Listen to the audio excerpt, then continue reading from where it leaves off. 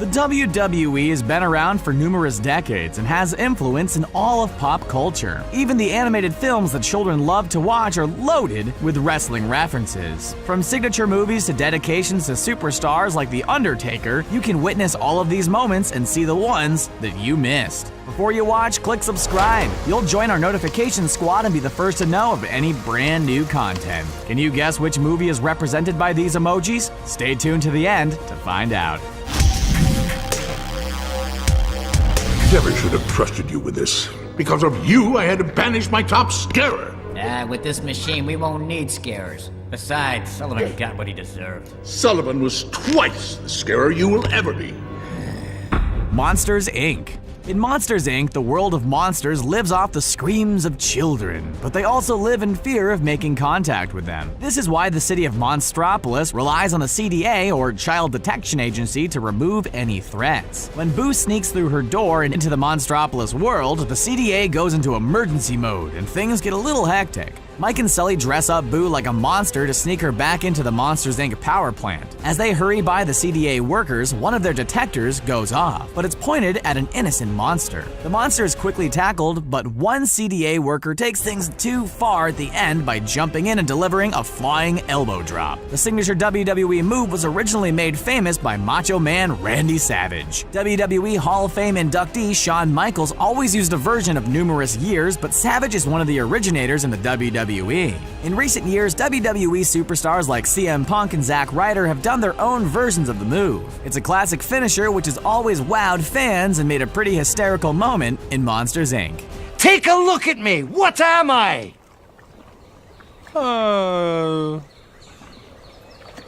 Really tall? Shrek.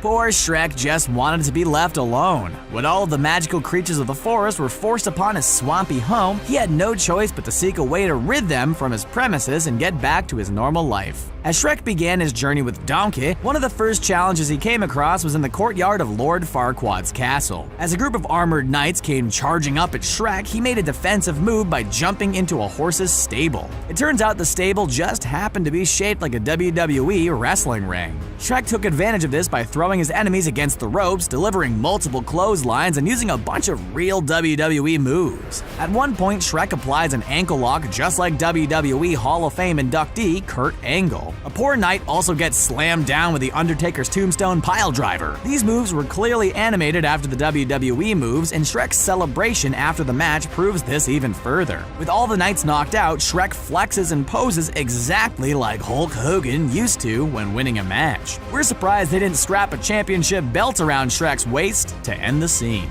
The Green Lantern ring is a complex tool. It takes someone with fierce concentration. I think I pretty much got the hang of it.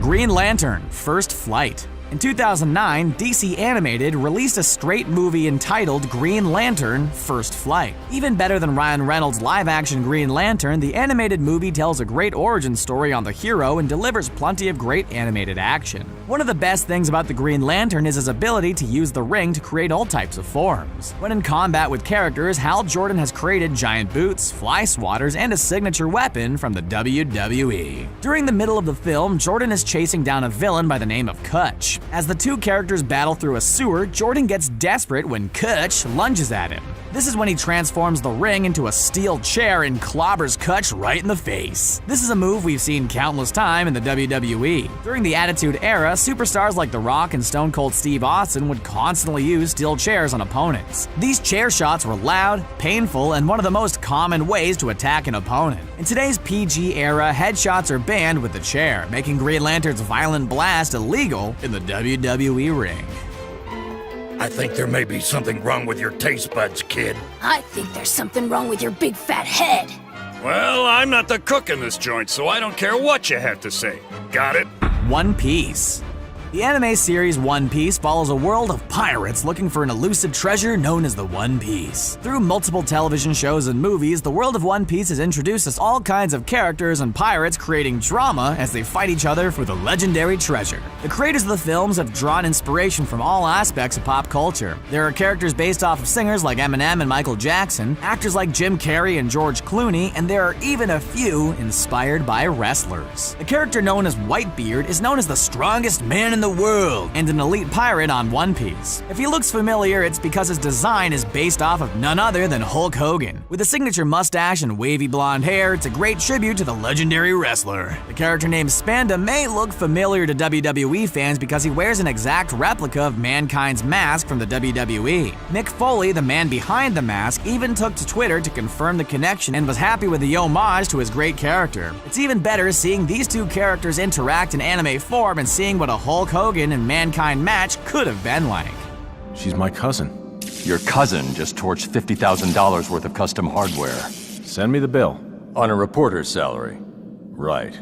Superman Batman Apocalypse. The DC original film Superman Batman Apocalypse features much more than just the two main stars. Wonder Woman joins their side and helps take on several different enemies throughout the film. Despite having a whip, sword, and shield, Wonder Woman can also throw down using a lot of hand-to-hand combat. Through these fights, Wonder Woman has been animated using a lot of signature WWE moves. These moves don't just occur in Superman Batman Apocalypse, but can be seen in a number of different official DC movies. One of the main moves that Wonder Woman relies on is Shawn Michaels' super kick. Also known as sweet chin music in the WWE, she delivers a high kick to the chin or chest of her enemies. Wonder Woman is also seen using her shoulder tackles, clotheslines, and some hip tosses. One of her more impressive moves seemed to come directly from WWE star Brock Lesnar. Wonder Woman has delivered multiple belly-to-back suplexes to enemies, showcasing them how to truly travel to Suplex City. We're not sure what's more impressive, Superman using powers from far away or Wonder Woman tapping into some pro wrestling skills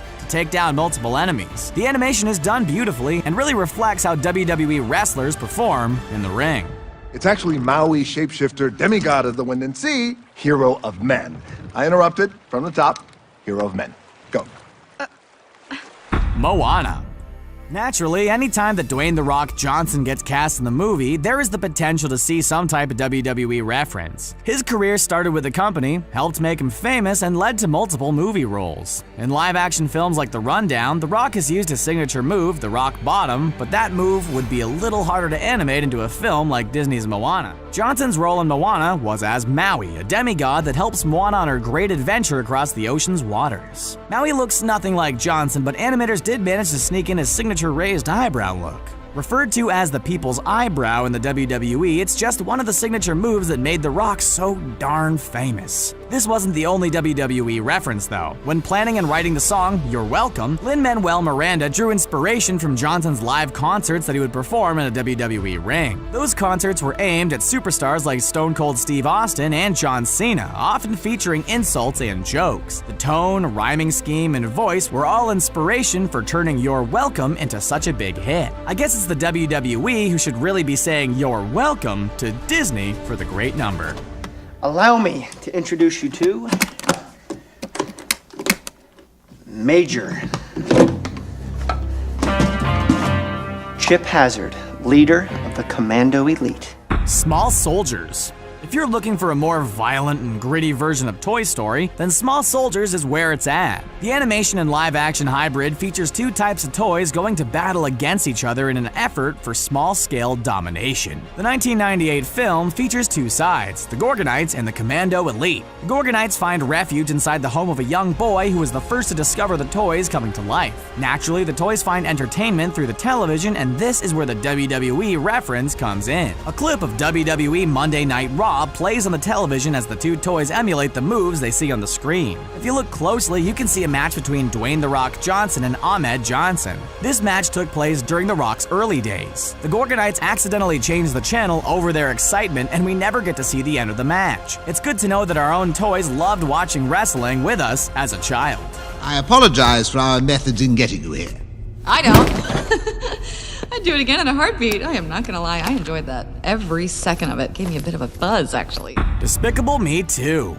The main villain in Despicable Me 2 is known as El Macho. The macho strongman was thought to be dead 20 years prior, but a big twist in the film reveals he is still alive and running a very successful Mexican restaurant. Wearing a wrestling singlet and luchador mask, it's only natural to assume El Macho is based off of a Mexican wrestler. The mask and style of the character was influenced by the legendary El Santo, but there is also a lot of influence taken from the WWE. A number of attributes of El Macho are directly taken from WWE legend Macho Man Randy Savage. savage. The name Macho is a given, but it goes beyond that. When El Macho is out of his mask, he resembles an overweight macho man. They have matching hairstyles, similar mustaches, and love to dress flashy both in and out of costume. There's also a scene where El Macho handles a poisonous snake, and Macho Man Randy Savage once dealt with a venomous cobra during an incident with Jake the Snake Roberts. It would have been even more fitting if El Macho snapped into a Slim Jim at some point during the film to represent Randy Savage's long time serving as the official spokesperson for Slim Jim snacks.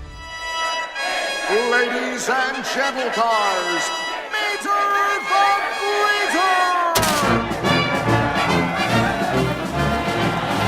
Cartoons. Monster Truck Mater. After the success of Cars, the people at Pixar decided to create a bunch of short movies starring Tow Mater and Lightning McQueen. Officially known as Cars-toons, the short films consist of crazy adventures that Tow Mater has gone on throughout the years. One of these shorts is based on Mater joining a Cars wrestling league and is called Monster Truck Mater. The film features a lot of subtle nods to the WWE and wrestling as a whole. The large arena and huge championship match near the end of the film mimic the same style and design as seen at WWE's annual WrestleMania. The referees are also wearing pinstripes, much like their WWE counterparts. Through the course of the short film, Tow Mater goes head-to-head against a variety of different vehicles. Two of them seem to be directly linked to current WWE superstars. At one point, Tow Mater takes on a Jamaican monster truck that has the same hairstyle and color scheme as Kofi Kingston. Later on, Mater takes on an Irish monster truck that seems very familiar to Sheamus. Of course, both superstars lose as Tow Mater makes his way up through the ranks of the monster truck competition.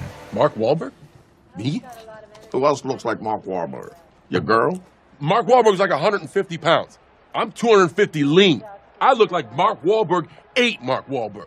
Ferdinand. WWE's John Cena has done a little animated voice work before, but nothing is like his starring role in the animated film, Ferdinand. The film follows the story of a bull that is forced into bullfighting despite being a domesticated pet who just wants to live out his days with his owners and caretaker. Naturally, the bull must go on a journey to discover himself and get back home where he belongs. Ferdinand is not scheduled for release until December of 2017, but that hasn't stopped filmmakers from already referencing his wrestling days. In one of the earlier trailers for Ferdinand, the giant bull is seen dancing and posing in front of a black background. Then some lights kick on and a John Cena text sign lights up the background using a sports-like background and flashy bulbs. The sign is combined with some pyrotechnics that makes the whole display look like a grand entrance to a wrestling match. Do not expect this fun moment to be the only WWE reference when the movie is released. Somewhere along the way, the bull will be involved with some line proclaiming that no one can see him based off of Cena's catchphrase, "You can't see me." It's over, El Macho.